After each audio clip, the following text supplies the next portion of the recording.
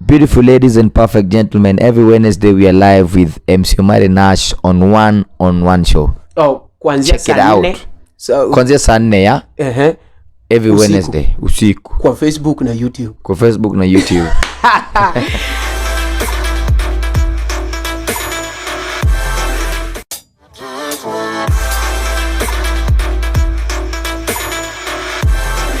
Alright, Manilungo ni MC Onyulo, the king of Luo comedy. Allow me to call you that? The king, of course, you know. You know it.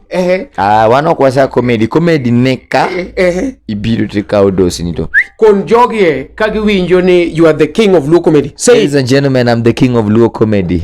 What do you say? King of Luo comedy, Onyulo declares. Kajigeni get beef moro nigin ginyalo kelo beef.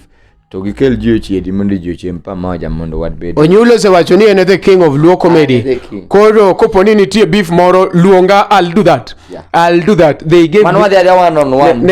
Any comedian, Luo comedian is disputing the fact that I'm the king. Of Luo comedy. Be walad one on one to wago jokes 1 hour. Kodi.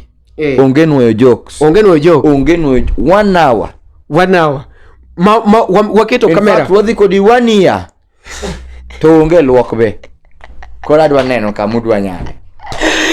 Maniluongo ni MC Onyulo. Kaka nonyuol kila ng'ato. Onge pando. Inyalo pando gimoro fuko ni kare somo. MC Onyulo has declared himself to be the king of Luo comedy. Koponi ati ingi issue moro luonga.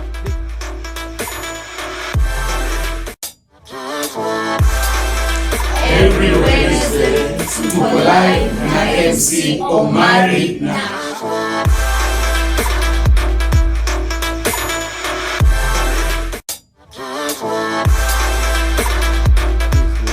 style masani ati Omar comedy and I imagine I imagine gik moko ni koro chieng' moro wanyalo kata mana chiewe yudo ka koro pi modho kata mana ngawa pi modho nyamo kata mana niang like manegima that is the future by the way. Every Wednesday tuko live na MC Omari na koro niango neno kata ni sweet nyodho bolgam nyamo kata mana ni kom yudo ka chandore ot manyuku modo be kom bende jaode nyocho weyo ojiko kare no se chwanye gi jahode. Alright, Maniluongo ni MC Onyulo, the king of Luo comedy. Allow me to call you that? The king, of course, you know. You know it. Wano kwasa comedy neka ibiru tika udosi nito. Every Wednesday tuko live na MC Omari na Every Wednesday tuko live na MC Omari na Every Wednesday tuko live na MC Omari Nash. Every Wednesday tuko live na MC Omari. Tell me a little story of is not went viral one. I know that clip is not just a clip, it is an international clip. Tell me something about this. Is not how did it come, Makoro? Because without that clip I would have not known somebody like MC Onyulo. I think it would have taken time for me to reach you.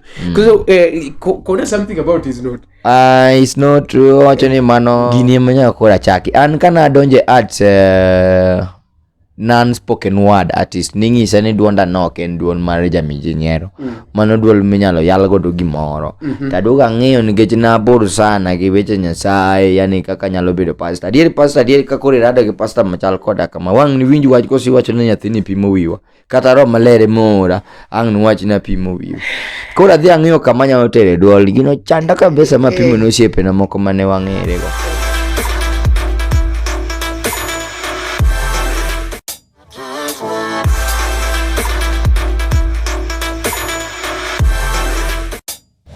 What are you saying? It's not. I thought it's around. You told me it's around. So where is he going to? Where? Where? Oh yeah, no, it's not to surrender today. Oh God. I'm asking, is he still my boyfriend? Is he around? My boyfriend? Yes. It's not around. You remember me?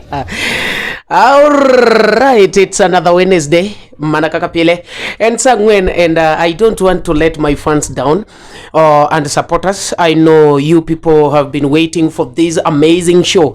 Today I have this amazing talented guy by the name one and only MC Onyulo. MC Onyulo has been trending from this clip of how do they call this one?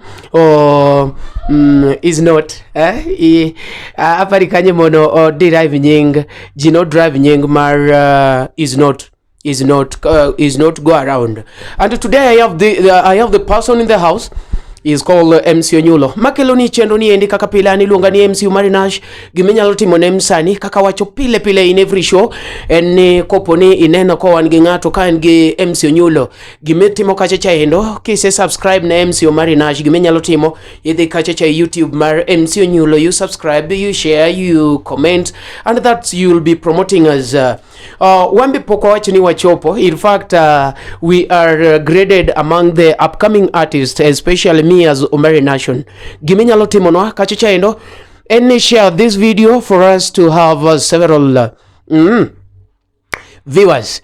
One adwani kimia comment kacha one of the clips maru nyulu munegi kabisa mikona no taketo because he is having several clips. Wadwange o story mar MC Onyulo jakanye odongo kanye ere kaka no yudore to be one of the comedians, because this guy is amazing. I became to know Onyulo a long time ago from the Is Not, and so today that is the guy that I have. As I'm bringing him aneno kajikona kacha ni MC Omari bwana, time is not on our side. Me wa Onyulo bwana inu ngio kore aya urgi badara bwana ari bana kelo Onyulo to koru urgara kamola ya gikona kacha ni Omari me wa Onyulo sarach. Stay tuned as we bring MC Onyulo. I'm asking if your brother is he around?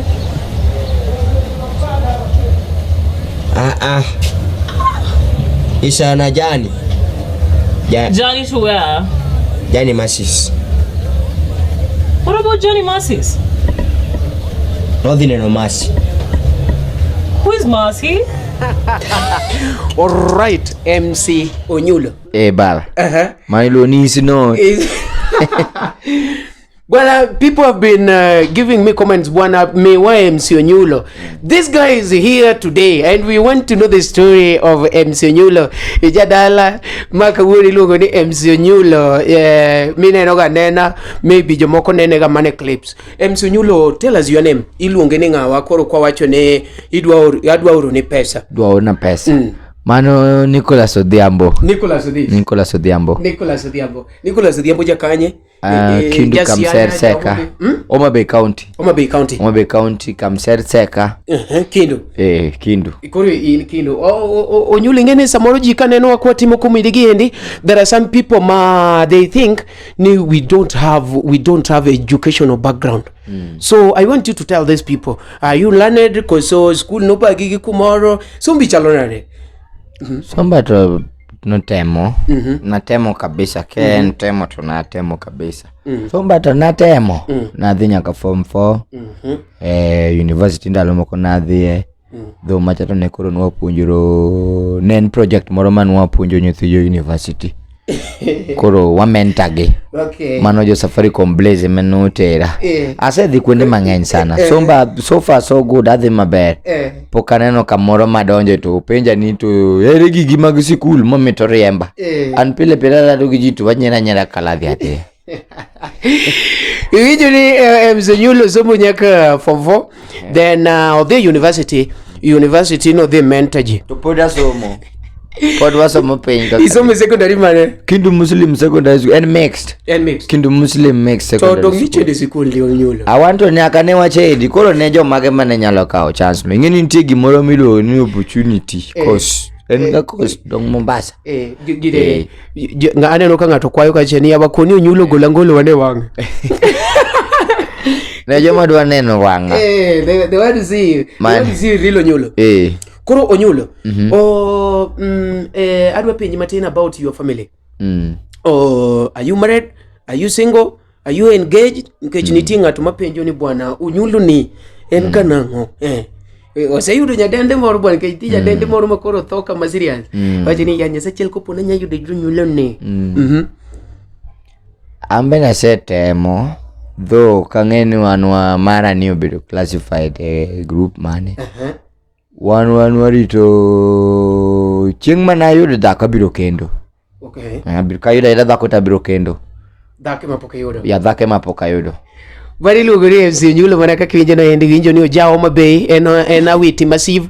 Winjo kako kono wa sombe kacha o kono wa marital status ne Onyulo pok onyombo ne tiere jok moko ma samoro koro ose loso stoch gi kaka gine maging'e to wan be koro wabiro gi reality mwakono ni adiere ma iluongo ni number 1 Luo channel makelo ni wasani magwa inyalo kono wa msani midwaro ni ubi ka next o kawuono wan gi MC Onyulo inyalo penjo moro midwaro kacha chaendo and we shall be reading your comments. What you can do to promote both Onyulo and MC Marinash is to share this video with your friends so that at least we can get your comment and maybe or some of the questions that you people are asking about Onyulo or MC Onyulo. Yeah. O kora dwani ikona stochi about kaki chopo arts. Ere kaka ibiro makori bedo artist makoro jiong'eyo ni MC Onyulo. Kaka bedo MC Onyulo. Kaka bedo MC Onyulo bang form 4 to adonjo Kisumu kacha. Anan yo na wacho na biro bedo yo. Ingama yoyo. Ngama yoyo mane gima nogola dala sana adwa dhi bedo yo. Ni wuok ukanda bwana adwa dhi bedo yo. Don kaluwore ka koro ne jo area ng'isa ni bwana bunya seme. Bwana wakilisa wakata na werga. Nan ga kata gi thumbe. Thumbe ne an go mana sendiko mana dwa dhi golo gi CJ1 baby. Koro kadwoga fwene ga CJ1 baby ne mana lendo na wega ni wer. Koro mano na chake 2016. Right after high school. Iteko school, iteko high school 2016, huh? 2015. 2015. Yeah. You are still a young boy? A young boy. Yeah. Baby boy. So Onyulo is very young, Ateko gine kacha the first 2 years outside high school arado gijo Churchill shota wacho ni joge manyakalo. Joge materu ji TV. Kisumu Tomboya Labor College. Tini mae kama jogi teru ji TV. Gini manya kora chaki. An kana donje arts non-spoken word artist. Ningi sani duonda noke duon mareja mijiniero. Mano duol minyalo yalgo do gimoro. Taduga ng'eyo nikech nabor sana gi weche Nyasaye yani kaka nyalo bedo pastor. Adieri kakore rada gi pastor machal koda kama wang ni winju wach kosi wacho ni nyathini pimo wiwa. Kata ro malere mora ang ni wach na pimo wiwa. Kora dhi ang'eyo kama nyalo tere duol gino chanda kabisa mapimo no osiepe na moko mane wang'ere go. Alno ne wang'ere gi Aluoch Jipanoran. Aluoch Jipanoran. Yeah. He is also a great friend of mine. He has been mentor. Heko bro, where you are. And Aluoch Jipanoran nenoka mostly jok ma interview the other day nyocha and shiko Nyakisumu. Nyakisumu also appreciated Aluoch and she told me that negi chaku teach kode. And you know ka wanwasani to joma ng'eny wacho ni bwanana kale dwet ng'ani. It is a good thing. It is a good thing. So Aluoch Jipanoran we appreciate so much. Kata I'm a product of Aluoch Jipanoran. Yeah. So after that biro Nairobi jomoko invite Nairobi bona bi sana uthulu. Ipani kilungo gi nini Nairobi ngama goyi onge to miluongo ni Nairobi ni adwa na chope. Sawa. Kwani ni kaka kidwa chopo kamoro pe. Koro uthulu kila Nairobi odak kode Kitengela for quite some time. It is Uthulu that hosted you. Yeah, uthulu makoro no host for quite some time in Nairobi motera gine. Churchill show auditions mokawa botanga TV bang mano chakotera junguku K24 koro mwana wa act gi mama Kayai giri the legendary mama Kayai. You also acted with the same set kode. Okay. Yeah, same set with her. It was such an incredible moment ma bende narado gi ji mang'eny usiepe mang'eny koro mane koro the birth of my comedy. But now how did you come to meet Uthulu? Because you know, Uthulu was not just that person minyaro moga street. No koero ga wuotho. So Uthulu aromo godo 2016 kamoro ni Jumuiya Hotel. Ka osiep na moro ni Aboxa Naila. ne en ga comedian ma Kisumu maduong' sana. Tinde en loka, tinde dak Netherlands. Akeno tim ang'a, akeno miyo jogo nyero koso pod koro kodwa ng'eyo wada piny ni koro aboksa na ile mane kelo ga show to jalango giri biro thul giri biro wan koro wan wakat and race kapok headliners obiro. Okay. Koro kache mang'e to nena to ngonya bwana ni You have a talent. bwana ni nigi talanta. Koro yudo ka mbadhe asetimo gine na moro ni is not.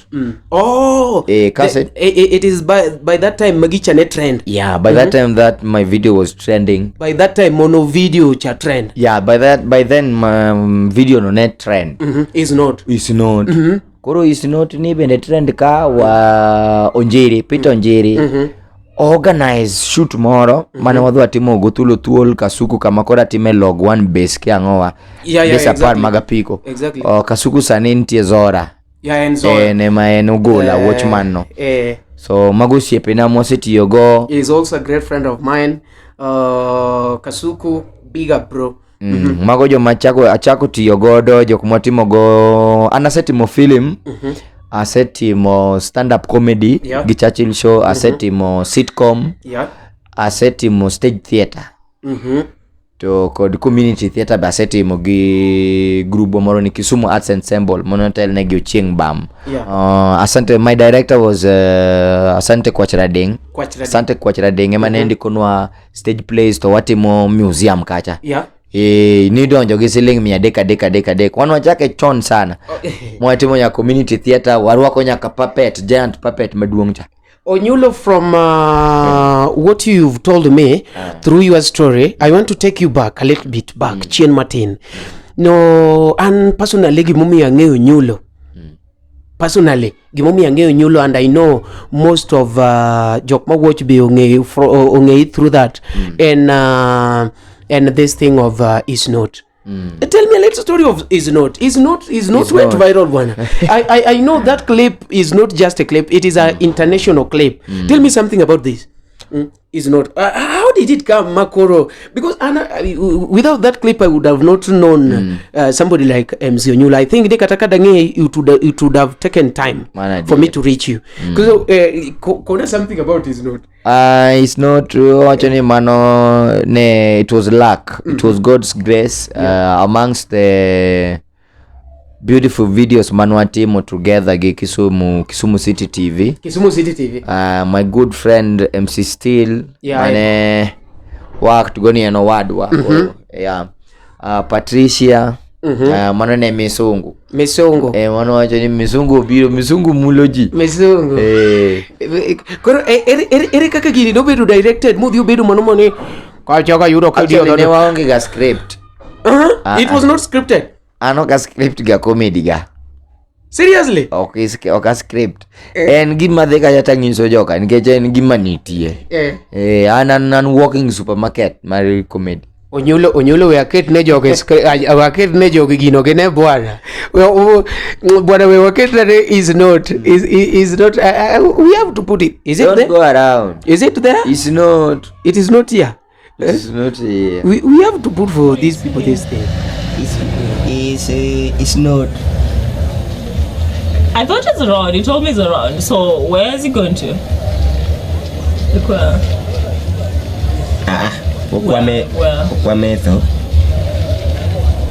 Oh yeah, no, it's not to surrender today. See. Oh God. I'm asking, is he still my boyfriend? Is he around? My boyfriend? Yes. It's not around. His voice inside. So It's not, man, okay. He's around. It's not. Misungu. Why are you calling me Musungu? What is Musungu? It's one person who is knock at the door. Oh God. So, it's not around. It's not around. No se kwera ni jok mawalo mubiro kai mo kamano e ko kinene walo no. Chocho nyep nyepa. Chemo kisi chamo gik michamo kati. Go around. Hey. Hello. Pedio gino. Kidio mario tibiro yuda koro. He be go around. He's not around. That man, Matthew is not around. Oh. Huh? Umerama clip mepura bonyero bwana. It is bwana. How do you feel? How do you feel kineno clip bro? Amor, of course amor nikeche that's mano akwano kaka the little gik matimre ngimana matindo these little achievements. Yeah. Ana wona neno ka ching moro gibiro dong kaka legacy mara. Kata ka ching moro nyulo video ni biro ne kata forever nikeche YouTube talk room. Jogi biro neno wa igani in 2021 to wamor sana nikeche also legacy. We in the process of making a legacy. Yeah. Mantie jo moko mabiro kata gibima na karango. Tuchene gi wach ni bwana joma nokelo juok comedy. Mokelo modak godo Africa wakae e piny luo ka momiyo bedo gimoro ma easy. Ngene chon kani wacho ni idwa bedo comedian tidwa ni mondo yani nitie kaka ilok duondi, nitie kaka idwa ni irwak gunde iwiru gine ni kama mabe kike wuotho go kwa jono. To ni mano koro kin actor o kin comedian o kin funny. Koro ngene na wano ke anakelo comedy moro ne wuogi jogo megi pachi. You just take it normal. You just take it normal and everything. Mane luongo ni MC Onyulo mana kaka winjono endo. He is my guest of today, and so we appreciate you so much. Ngamo osebedo ka watch kiki wuog ne the kumaro kendo maintain mana kuma intiere no endo. Mano Onyulo por kono was toche. Most of people know this guy as is not, and he has been doing a good job on YouTube and all the social media sites. He's called MC Onyulo. He's also having another one that is called Onyulo TV. I know he's going to tell us more about his social media handles, but inyalo medo penjo gimedwaro penjo Onyulo kata gimedwaro ni watim ni endo akoni ni makelo ni chenro ni pile ani luonga ni MC Marinash dhako ngode nigi chake kore kubnareo to por chwako strong ti giminyalo timo no kacha en share this video, and apart from that you can as well go to our YouTube channel and subscribe. We have MC Onyulo TV or Onyulo TV. You will come and say it. I don't want to talk on behalf of someone. Castellano the Kacha, MC Omarinash, you subscribe. MC Omarinash, just subscribe, because that your subscription matters a lot, and I know very well that we shall move to the next level. Platforms mine no madongo giendi no built managi fans magwa, and that's why I always appreciate and say that our fans are our kings. Today I have one of the best Luo comedians, Luo artists that most of you have been longing to know more about, and today is here. You can ask him any question that you need to know about MC Onyulo. So he's here with us. You are allowed to ask any question. Onyulo, yes, ka danga penji matin, adwa ne nitiere gima adwa na penji matin. Kasto, whether they break achichaendo. Okay. What are some of the challenges that you've been meeting in this field? This field mar comedy, this field mar artist, this field makoro jungego no Onyulo. I know it has not been easy like that. Kwa dugu woja you break. I want you to tell us some of the challenges that you face. Gimadwa ni watch kachicha edo ni we are coming shortly after break. So the take microphone. We are hey. Okay, giso. We are coming shortly after the break. Onyulo, I want you to say this thing. Ibedo serious, you know, jogineno wa Onyulo. Jogineno wa. Imako microphone. You be serious, then you tell them. We are coming shortly after break. Koponi dhuluo teknita kwa ni wachi gidhuluo. Koponi kizungu tekni. We are coming back shortly for the yeah, don't get break. Shortly after. Bwana Onyulo, bwana be serious wachene. We are coming We are coming shortly after the break. Oh, shortly makuango. Casto, lueti siemo kama mondo. Bwana apunyi bereti. We are coming shortly after the break. We are coming shortly after the break with MC Onyulo. Don't touch that dial. Don't touch. Where you touch? Don't touch that dial.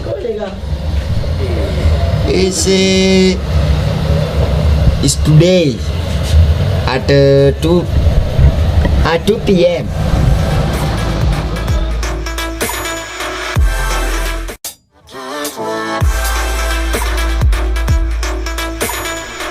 Alright, manakaka no wachicha endo ni after break. We shall be coming right back. And today, as I told you, this is MC Onyulo. MC Onyulo? Yeah. MC Onyulo, the pinji challenges mine noga at this field. Because in yonge ga challenge. Inge kata ni challenges enango.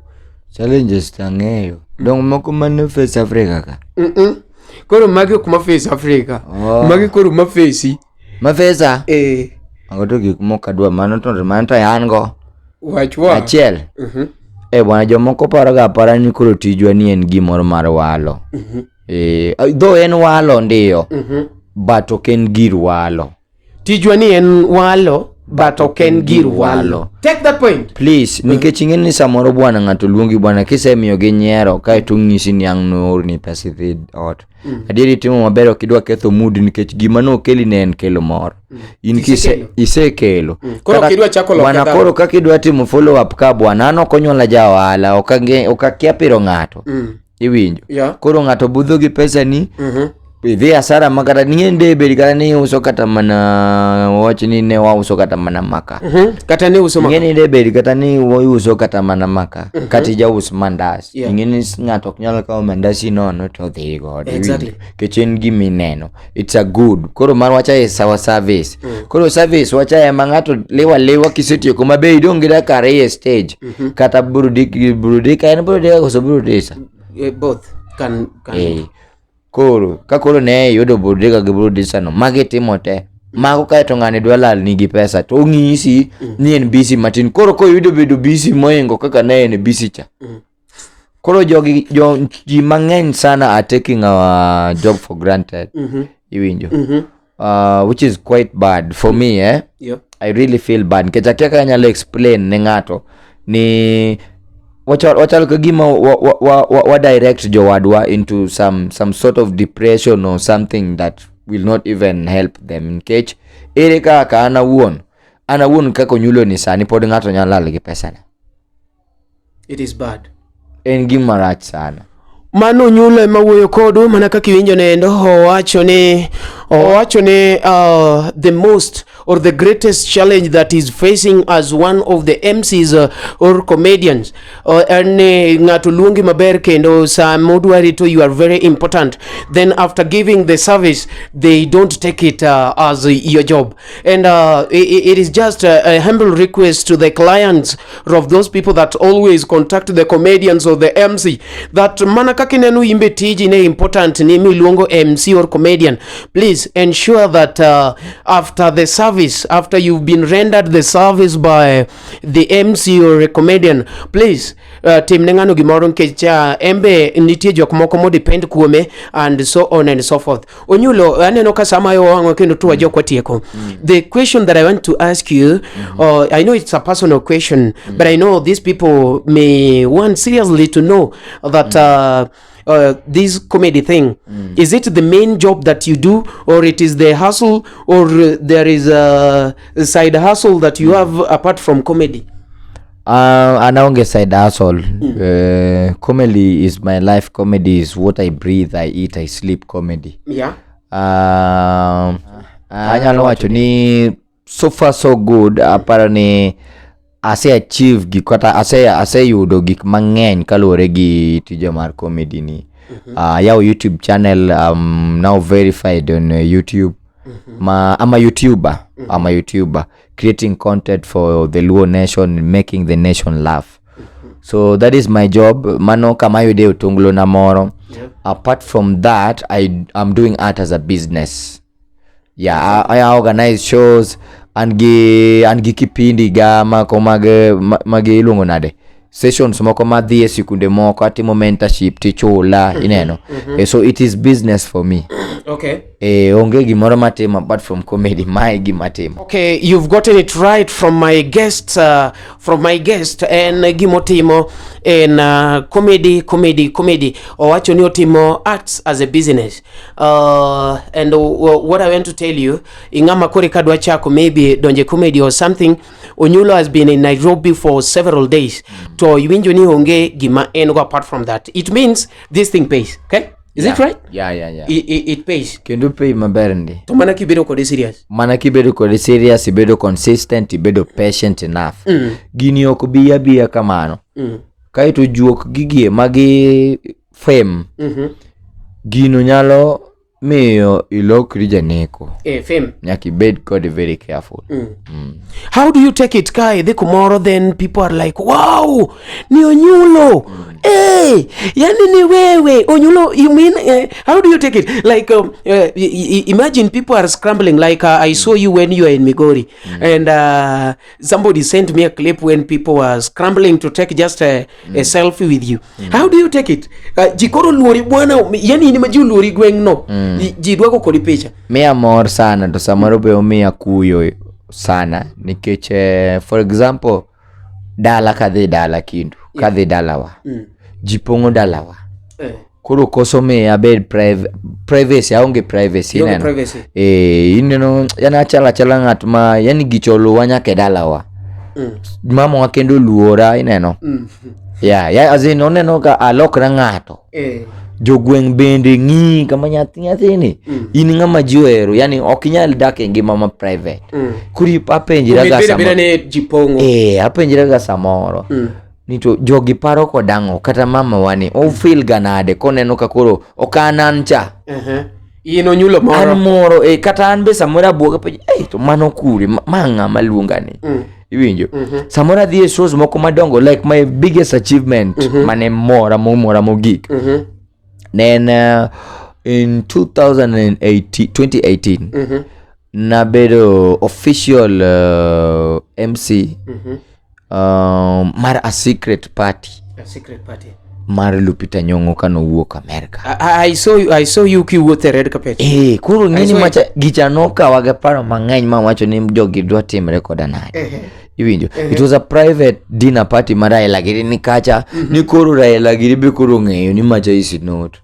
To gikia mane gi malet na gikia ni nyinga Nicholas Odhiambo. Koro gikia Nicholas Odhiambo cha ging'e is not ne. Iwinjo. Very low good MC Onyulo. MC Onyulo, who is your favorite comedian? My favorite comedian. In Kenya, not international. We'll go there. Just start from Kenya. In Kenya, Crazy Kena is yani funny as hell. Crazy Kena. Yeah. Crazy Kena popote ulipo. Onyulo himself has saluted you. Big up bro.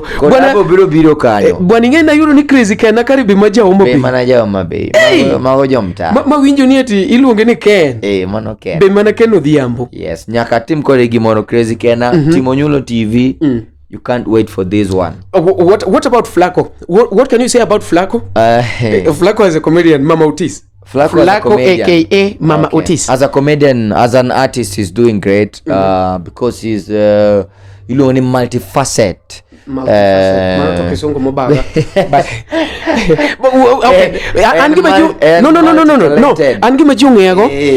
Onyulo, I'll not fake life. I'll always say, I'll always be frank. Abrukonia diere, angena dichwanyi kawuno, but tomorrow you like me with that. And multifaceted no take, but I take school. As in, what my point is, Flacco is multi-talented. Because anangeo Flacco ange kaka jathum. For one society Kisumo gin koro negi wer negi rap kata ndalo no one koro kwa an upcoming MCs the comedians which we shared a lot of memories shows gi magango and then koro kamota no bedo mamotis a lot of memories as well one osiepe a lot of stuff. En gima ber ka iwinjo kigo mbaka jok moko munu chako go to osedhi mbele kasto bedo ni ati you are one of the people momiyo nyieno chopo kuma ochope no endo, and I really like it. Kikirit ni ati MC Omari Rasho bed kumoro kore kiwache ne chake sani mimi ya connection. If you know any other celebrity you have a connection and we can bring on board, just connect me, tell me so and so is my friend and Omari, I want you to have this person in platform. Or Crazy Kena or Mama Utiz, those are some of the people that I would like one day that I host them, yeah? And it is my dream that we shall one day get them ma wachope bonga na jalas koro international artist mamora sana Banaero Kevin Hart is a comedy rock star. That guy is yani akiani in business mogul mar comedy. Comedy cartel. Any filming kacha te any stand up kacha te any tours te any podcast te any radio network and bana Kevin Hart is everything for me. What can you say about Jayuganda? Abdul Mose Gilweta Kevin Hart no. Kevin Hart. I must before I die. What can you say about the Jayuganda ni lungeninga? Jayuganda mopong machwene. Oh, Salvador na share goes a show by the way. When I was really young in 2018 nenti festival moromani long ni People of the Nile festival. Nen festival manoka o countries ma river Lake Victoria okalete. From Kenya, Uganda, Tanzania to Egypt. There was I was put in some slot mar comedy. Ni wane makoro wago comedy gi me. I was representing Kenya, Salvador, Uganda. Jalango and Obina was there as well. But ginuket ge nini sports ground ka. Koro wane ana keshi ya Premier Hotel. Koro wan wagoyo the dinner party. Kamano I shared stage with him. It was such an honor. Kapoda tin sana podoka ngegi ma comedy and as a business. All right. Yeah. To me, I love the guy. Is I just like maybe from the facial hero Brother Shaggy Brother Shaggy is also mano icon na enje ne ko tu ene je ne ko kanene ga kaneno character mar Brother Shaggy tana ni mae to kole no wadu Onyulo cha. Okay. Uje ne ko tu yani na give tuko ge. I love him so much. Okay. To me, I love Salvador. I love Salvador from the facial expression, you know. He can stories he can tell you something from just from his face and you understand before he speaks. I love that. Salvador popote ulipo where you are. I know Kiswahili is not in Uganda, so let me just address you in English. I love you so much, and one of these fine days I hope we shall be together. Onyulo, makura penji kweti kusho. Ang ere kaka nikao character ma is very different. Yani is that your original voice koso erga gimiti mugo comedy seriously like you don't anyo se kwena ni kichake dion do no.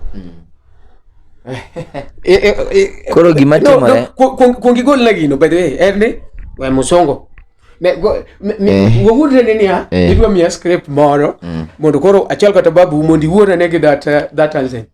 Webedo baba wabedi ine nusiepna momari no koro ka inusiepna to wasechandre to wafonyo ni nyalo uso spam idwaro spam dona to kare gina wijo ni nonro wacho ni drop achiel siling 50 kejo seka wandala de koro wanindo to abiro gini good news Omari. Mari nango alenga koro andung koro anumari Mari nango an pokimi line gima koni in koro lowa dongo kel ni good news koro osekel na good koro ani man gi news no koso an koro ya okay ine mibiro na gi news Mari nango alenga Onyulo bwana kare wasebedo kwa wito pesa yawa wawito pesa nade to kuseche mwanindo nwaleko nwadimudibi maricho to kare gigo gicho wuok nono kaya miseche mwanindo to kare gigi uso yawa Onyulo bed serious to mango mondikani to gineno iko simu 0716 ni ma ok jok ma igocho ne spam dona drop achiel siling 50. Are you very serious ni kare wasebedo kwa wito pesa malich ne kata nyocha manicha leko cha kare dikoro da loso pesa malich Apenji wacho ni gik mabiro ni ati wet dream cha wanyalo loko pesa. To ke pesa wasebedo kwa bito me an moko ngadwa dhi miyo gi jaga chiel. Kanye misebe mare. Mare director je ikadho. Hey, also I can direct, I can create, I can write. Yeah. Okay. Onyulo, I'm very grateful. Adwa ni kon jogi kaka ginyalo yudi. Mari luogo ni Onyulo. Iwinjo play momia no endo. That is a very, very good content. Makoponi keto kumoro to it can sell. Onyulo, I want you to tell these people how they can get you. Your handle, social media handles. Mondo yud kaka ginyalo yudi mayot. Sanina neno ka you are above 20k. Yeah, 22.6k subscribers on YouTube. Yeah, I do follow. I check this way. Keep subscribing, bana. Keep subscribing to Onyulo TV. Onyulo TV. Mad content every day. Every day. Comedy dose every day. And teach my tech, by the way, mondo me lost content every day. It's a very, very, very difficult thing. Katan mara miwinja kelo Wednesday ni. It is hectic, but we do it because we have passion in arts. Koro Onyulo, tell them where they can get you. Facebook handles, Twitter, everything. Take mic, please. Feel at studio. Anyalo yudawa da kaponi in machiegni dak machiegni kodwa, but ka in ngama neno anena gi okukuro. Inyalo luwa Instagram kacha. Yeah. Inyalo luwa nyaka Facebook kacha. Yeah. Inyalo yuda sana kama kori yuda maber mwagomba kama maber mawe enjoy our time together. And kamilu ni YouTube. Ladies and gentlemen, YouTube bana. YouTube Onyulo TV. Type mana no Onyulo TV kanyo. Kato donje ngimano. Donj bondi biwa nyere yani en piny ma mor lilo. Yeah. Onyulo TV, subscribe. Yeah. Onyulo, they don't know that this program we started with you. It is only that you are somehow committed, that made you to pull out. Nikecha you are very busy. We started this thing with the MC Marinage. You can remember our first time? Yeah. Manyuka taka kubadhi kocha. Yeah. Ikama neno one on one. Neno ka ingini one busy, and we are doing this as a business. So kadwane mando conflict of interest bede. Nikech in YouTube but on YouTube. So at least ibed gigi moro ma imbe dhi run. And bena bed gi mara moro ge chan gi mara moro bende atimo. Exactly. Ma ne the conflict gi mai. Okay. Nido ka ndalo chan watimo ga live bende. The same day ma imbe time live. Yeah. To mananga kiwache. Nairobi kano kibiro kwa negrofa. Be ukibiro woro mtokni makale jamni man to koro ngama koro ipani ngama ni ye kanyu winjo nango. Woro no koro is a big no. Sani ki the opportunity go for it. To kikichwa nyigo shape donge koro abiro. Me I one word camera and you don't cheat me, Onyulo. Just tell me the truth kakina no kade and give me what you kai. This it will also help these people because koponi wonder they will say umari pokocho pokanyo kata umari de maber. Just tell me mani mumi alungi because we started with you. Anyalo paro ka penji ni bwana Onyulo gini walungi nango ti wacho ni bwana gini ndekne one on one. One ne one GRA one on one. Winjo ko wacho ni one on one. That thing was given by Onyulo. Onyulo himself gave me that title, and ngata mokale life na I have to appreciate. Koro Onyulo for again you've been following. I've been following close. Tell me some of the improvement. Omari Nash is doing great. And mana nidwa post gine mangenya enya. Ingene YouTube benya kinge time me post. Inge statistics kacha. What time are your audience online? Sana njoga ginjo sa pagario dhiambo. To ginjo midweek. Midweek yudo kama fans gangeny. Kori chako kacha YouTube studio ichako kacha kingeyo ni mafans gitiyo target audience. Kechi yudo ni nitie pile create content kendi post but yudo ka views gi opogore. Kendi neno ka samori ke to tineno ka joka suggest ni yoro ni message moro ndikni kanyo ni fewer audience are choosing to watch this video.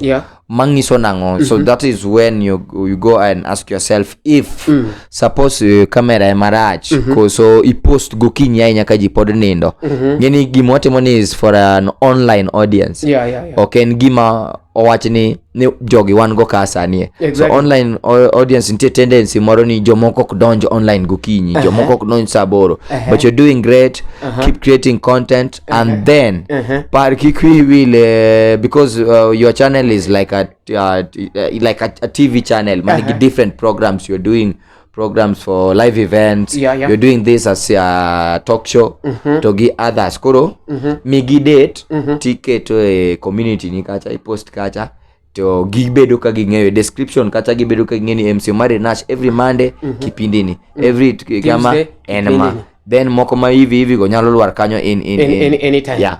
I like that. Yeah. Oh, we say very well that as a human being, you must be learning day out, day in. There is nobody who is perfect. And today, Onyulo has told me some of the things that can make me go far. You, where you are, you can as well tell us how you see it, how you've been, if you've been following this show. Inyalo kono kumina no kadhima rach, kumina no kadhima ber, and maybe artist midwa nikela. Onyulo bwana idwa ni main artist. It will be very shameful kagini koro the more author because kata ino kibibedo proud nigi ninwa chako kodi but kodhiga you can come anytime mwa host kata ngatu mi wachi ni bwana gini ninwa chako go marry and it is going well.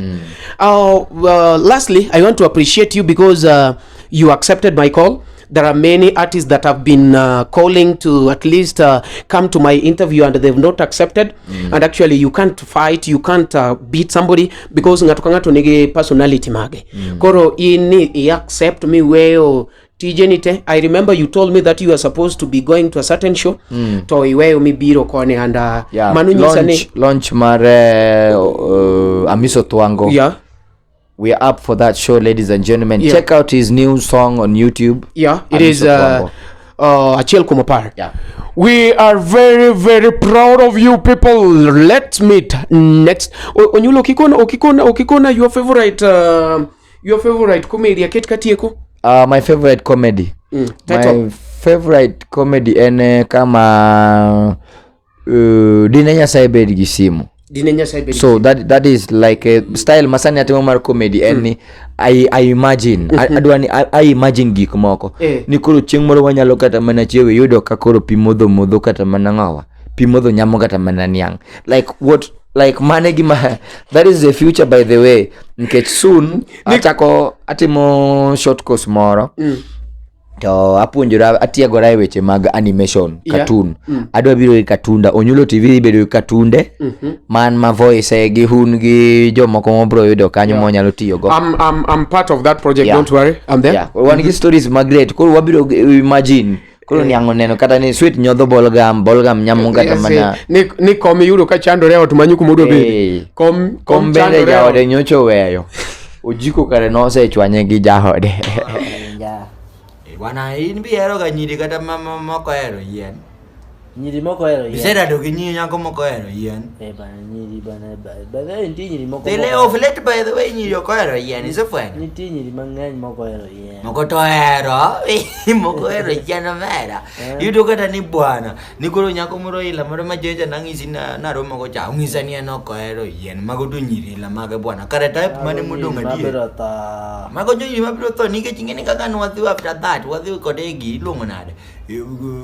Dispensary hospital dongo ndiko no yen kacha bwana no ndiko ni monyo didi daktari ndiko yen ni monyo ariyo dereyo odiochieng bang' chiemo eno monyo nango achiel ni to mano kororo omonyo achiel ni eno luoro ya omonyo saji dongo monyo mana godhiambo todonye nindo ni en koro luoro ya yen achiel ya an nyiri moko ero yath ogan mago jok moko nyalo be lakini yath moro nyocha madho kuruto bwana yen wa madho ga yath mere lakini yath moro nyocha madho mere mache didi bede ni enjoy mara bwana to dino piny no wera to didi na mere maluyo twe ya gicha duga madho mere madu wango du bedo makwar mudugo kagi manyodre ko kamae koro wanga kwayo ko kamae wanga nge wanga cheka wanga manya ni ergo Mera to luyo tweya. Bwana kaduga ngiyo ragi chien kama wachani ya makura. Wacho ni kuok tuchi ni. Kuok tutu no mera kuok. Mani kuok. Mkuri kuok kame. Alright, mani luongo ni MC Onyulo, the king of Luo comedy. Allow me to call you that. The king, of course, you know. You know it. Wano kwasa comedy neka. Ibiru tika udosi nito. Kon jogie kagi winjo ni you are the king of Luo comedy. Say Ladies and gentlemen, I'm the king of Luo comedy. What do you say, man? King of Luo comedy, Onyulo declares. Let's meet on Wednesday, next Wednesday. Thank you for... Kaji nige beef moro nigi nyalo kelo beef. To gikel jochi edi mondo jochi mpa moja mondo wadbed. Onyulo se wacho ni ene the king of Luo comedy. Koro koponi nitie beef moro luonga, I'll do that. Yeah. I'll do that. They gave Man, the other one on one. Any comedian, Luo comedian is disputing the fact that I'm the king. Of Luo comedy. Be walad one on one to wago jokes 1 hour. Kodi. Ongenwe jokes. Ongenwe joke. Ongenwe 1 hour. 1 hour. Waketo kamera. In fact, wadhi kodi 1 year. To onge luokbe. Kora dwa neno kamudwa nyane. Mani luongo ni MC Onyulo. Kaka nonyuol kila ng'ato. Onge pando. Inyalo pando gimoro fuko ni kare somo. MC Onyulo has declared himself to be the king of Luo comedy. Koponi ati inigi issue moro luonga. They gave me another name ni Naturalist. Isn't it? Naturalist. Naturalist. Naturalist. Koro wadire. Unuchwalo. We are very happy with you. Onyulo adwani watch na kazi chani every Wednesday tuko live na MC Omari Nash. Every Wednesday we are live. Wami kamera Onyulo, wami kamera Onyulo. Inya kibiri mchiegni. Onyulo gulangolo bwana. Onyulo gulangolo bwana. Tell them that every Wednesday tuko live na MC Omari Nash. Beautiful ladies and perfect gentlemen, every Wednesday we are live with MC Omari Nash on one show. Oh, kwanzia check it out. So kwanzia saa 4 ya. Every usiku. Wednesday usiku. Kwa Facebook na YouTube. Kwa Facebook na YouTube. Ladies and gentlemen, I'm very grateful. Let's meet next Wednesday. An makeloni chenro ni kaka pile ilungane MC Omari Nash keloni chenro mar 1-on-1. Subscribe to my YouTube channel. Meet you next week.